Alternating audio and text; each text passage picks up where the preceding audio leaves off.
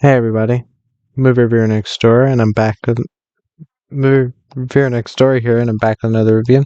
Hopefully, my computer doesn't shit itself again. And today I saw April Fool's Day. This is a slasher horror thriller mystery film from 1986, directed by Fred Walton, and it stars Amy Steele, Deborah Foreman, and Thomas F. Wilson. In this film, a group of 8 college friends gather together at an island mansion belonging to an heiress, Muffy St. John, to celebrate their final year of school. Soon, they begin to fall victim to an unseen murderer over the April Fool's Day weekend, but nothing is as it seems. So, what did I think of April Fool's Day? Well,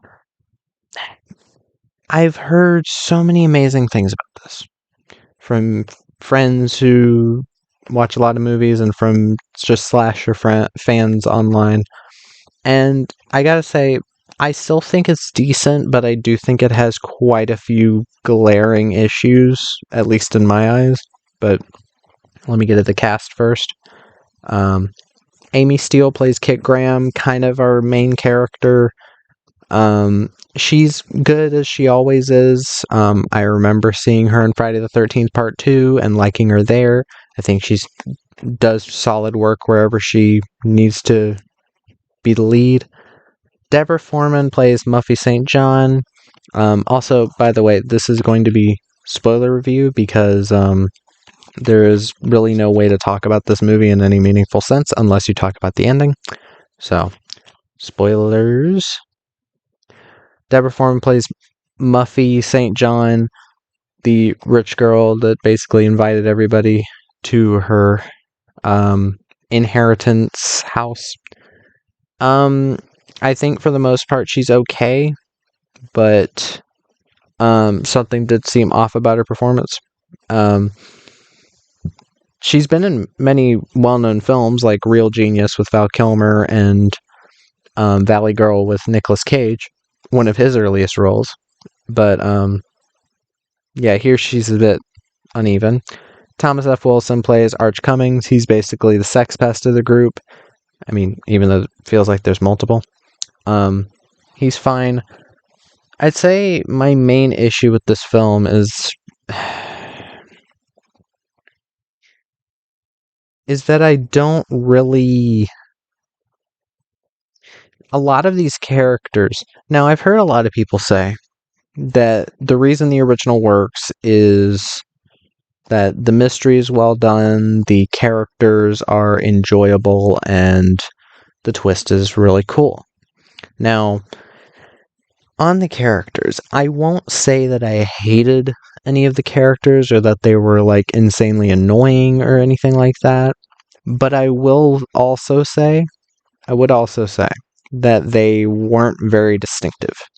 The most I really knew about any of them was that they were kind of stereotypical. Like Amy Steele's character is kind of just like, oh, let's have sex wherever. The one guy is like overly worried about med school. The one guy, well, Thomas F. Wilson's character is like, I'm gonna bang so many chicks by the end of the trip and all that. And I know a lot of slashers kind of do that, and there are slashers that have had characters like these that I've enjoyed. But I think the issue I have here is that I don't really remember anything about any of the characters. The most I remembered about one of the characters was that there's the one character that like one of the pranks is that, or one of the April Fool's Day pranks is that there's a tape recording of a baby crying, and she's very disturbed by this, and she confronts Muffy about it. And I think they were alluding to her having had an abortion or her child having died, or her baby having died. Maybe. They never really make it that clear. They kind of drop this plot thread. But that's the thing. That my main issue is that the characters are very weak to me. Even our main character, we don't really know much about her backstory. Muffy, like, I guess I have to talk about the twist in order to talk about Muffy as a character. The twist of this film, like the entire film, you're seeing like, oh, somebody's about to get killed, and then it cuts to black, or it cuts to another scene. There are no on-screen kills because no one actually dies in this film. By the end, it's revealed that Muffy pretended to have an evil twin sister named Buffy, and as she's chasing Amy Steele's character through the house, Kit runs through these double doors, sees all of her friends, and it turns out as soon as each of her friends were like taken by the killer, they were then turned onto Muffy's side into you know, being a part of this, like pretending to be dead, or just like staying hidden because she had like an effects guy, and this whole thing was just a test for a thing that Muffy wants to do to try to keep her house, which is to do like an inn, like a country inn, but with a whodunit murder thing. And with that, you have these scenes earlier in the movie where Muffy is pretending to be a character named Buffy, who is her evil twin sister.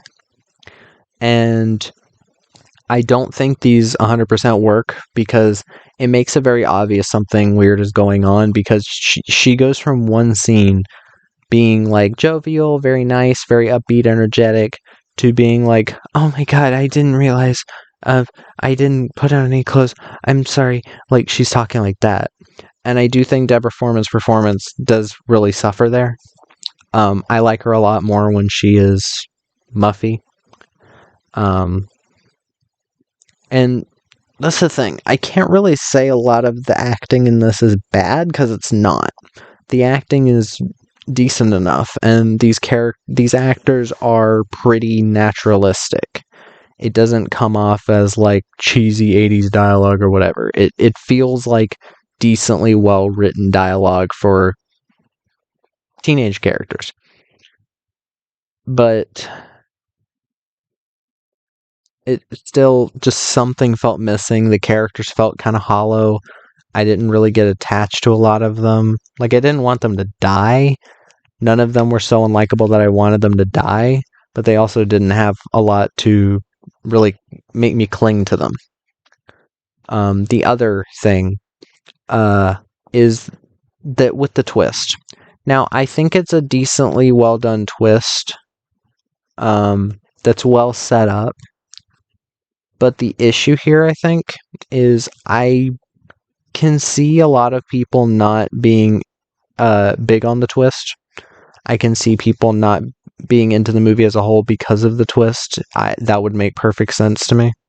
It is a twist that can ruin the movie for you or enhance your enjoyment.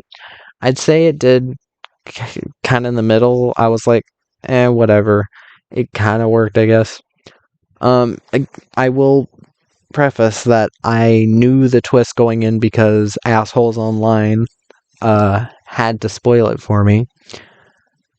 But yeah, when you really think about it, in this film, when they do the twists, or like the scenes leading up to the twist, where pretty much every character, there's no like gore or anything for their death because they didn't die. It just them looking up at somebody or them seeing something and then cutting to black. I think a way to have made that a bit more interesting would be if you saw at least a little bit of something. Like, for the characters that end up being decapitated, you see a knife slash or something. Even if you don't show blood or whatever, I feel like it would have been a bit more interesting. The fact that you're like, oh shit, they're actually dead. And then later it's like, wait, you know what? Now that I think about it, there wasn't any blood. Something like that. Something that normal viewers of like a slasher movie wouldn't 100% notice. Like, I think that would have made it a lot more interesting. Um, and what else? There's trying to remember. There was something else that I wasn't huge on. Um, well, here's the thing. With how I'm talking about it, you might think I hate this movie. I don't. I don't hate the film. I think it's a really, really cool concept that could have used just a bit of a better movie. And people who do love the film, cool. I'm happy for you. Um, I just don't think it's like this perfect, or I mean, I don't even think people think it's perfect, but I didn't fully enjoy it the way I wanted to. And um, oh, that was another thing. The pacing, the first like 30-ish minutes of the movie, there's not a ton happening other than a couple pranks, and it does take this film was directed by Fred Walton, who also did When a Stranger Calls, which is another film I had a bit of a problem with the pacing. The most interesting shit happens in the last like 15 minutes of the movie, and I did think that was a bit that's part of why I was into the remake a bit more. I think from what I remember, I enjoyed the remake more, and I feel like that's kind of happening here. Though I'd say I probably enjoyed this a little bit more um than that, even though I don't remember much about that. But I do think this director needed a bit of tighter pacing here. But even given that, I think the musical score from frickin' Charles Bernstein was really good. Same guy that did the music to Nightmare on Elm Street. I can kind of tell. Also worked on Deadly Friend, The Entity, Cujo, Pigs, Burt Reynolds' film Alligator. I think again the twist is very interesting. And I like the set, the house. I think the house is very cool looking, very rustic, added to the mood. And yeah, like I don't hate this film. It's just I don't have a lot to say because I don't think it's this like classic that a lot of people seem to think it is. But yeah, it's fine. But yeah, that was my review of April Fool's Day. If you've seen the film, let me know what your thoughts are in the comments down below. If you have any recommendations, put them down there as well. And movie reviewer next door, out.